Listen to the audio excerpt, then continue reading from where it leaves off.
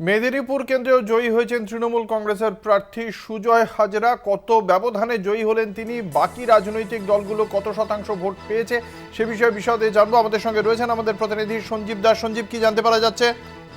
হ্যাঁ অঙ্কু, যেটা দেখা যাচ্ছে যে এইখানে এই মাত্র শেষ হয়েছে ভোট প্রক্রিয়া, এখন কোনো কাউন্ট চলছে, তাও প্রায় 33,000 ভোটের উপরে উপরে জিতে সুজাহেরা জিতেছে এবং খুব আনন্দের সাথে এখানে ঘুরছে। আমাদের সাথে কথাও বললেন তিনি এবং বললেন মা মাটি মানুষের সরকারের জন্য এই ভোট জয়ী, এবং এই ভোটে তিনি আগামী দিনে যাতে আরো তৃণমূল ভালোভাবে কাজ করতে পারে সেইভাবেই কাজ করবেন। বাকি রাজনৈতিক দলগুলোর ভোট শতাংশ সম্পর্কে কিছু জানতে পারা যাচ্ছে? বাকি যেটা জানা যাচ্ছে যে বিজেপি পেয়েছে প্রায় 40,000 কাছাকাছি ভোট পেয়েছে, কিন্তু তা অনেকটাই ভোট কম আছে। আগের মার্জিনের চেয়ে বিজেপির ভোট অনেকটাই কমে গেছে, এখনো পর্যন্ত এরকমই জানা গেছে। অঙ্কুর, ধন্যবাদ। আমাদের সঙ্গে ছিল প্রতিনিধি সঞ্জীব দাস।